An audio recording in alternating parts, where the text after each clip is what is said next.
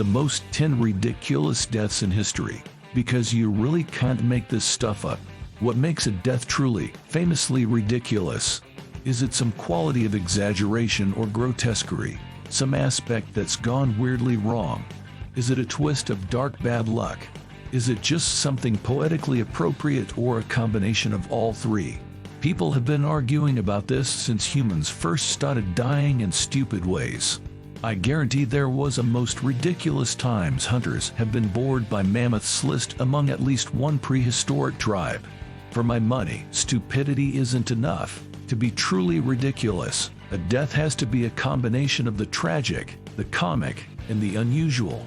The Darwin Awards celebrate humans shuffling off this mortal coil in downright daft ways, but this list celebrates the deaths of often perfectly intelligent people, geniuses, and kings, and some examples who just had to make things, well, weird.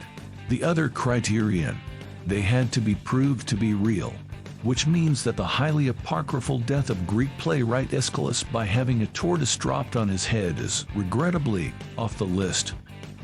1. Death by Caviar. The gluttony of royalty throughout history has been pretty stupendous. Henry VI was famously extremely greedy, and many suffered gout from overindulgence, but Adolf Frederick, who reigned as King of Sweden in the 1700s, appears to have genuinely killed himself via a single excessive meal.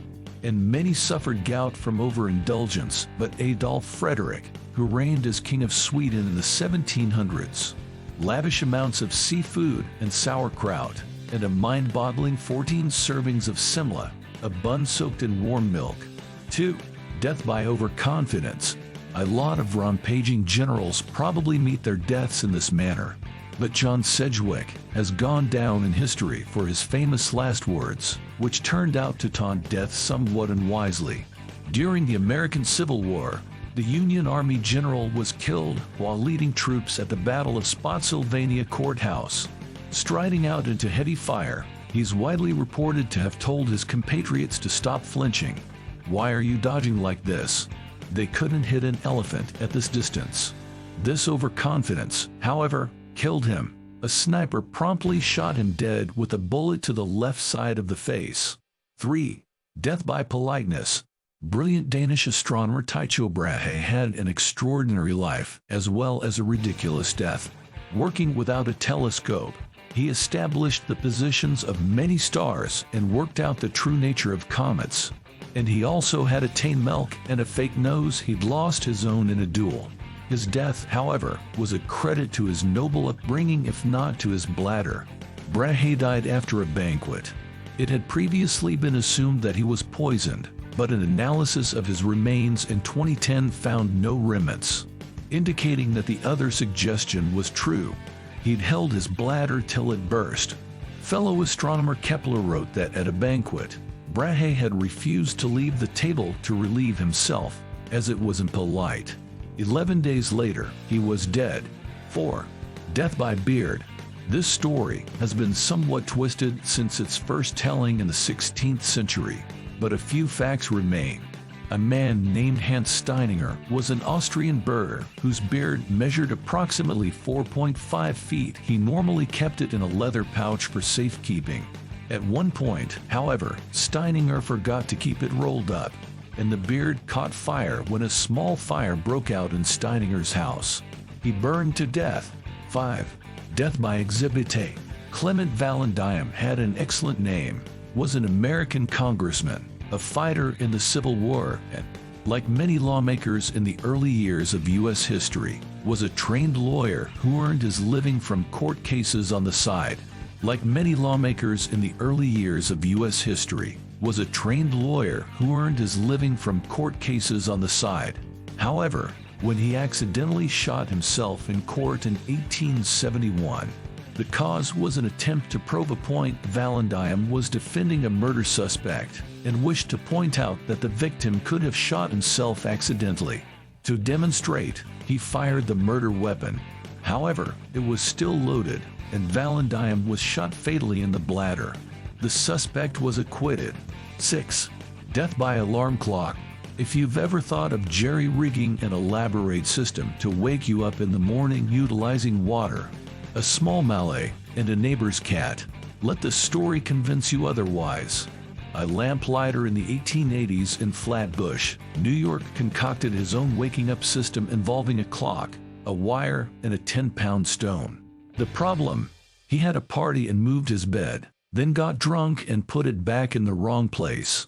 The next morning, his head was crushed by his own waking up device. 7. Death by drowning in claret. This is slightly cheating, as it was a rumor of great import at the time of the man's death, but it's widely reported that George Plantagenet, the first Duke of Clarence, died by execution in the Tower of London in 1478 by being drowned in a vat of claret wine. His execution was for treason, and the rumor seemed to have originated from the Duke's own reported strangeness.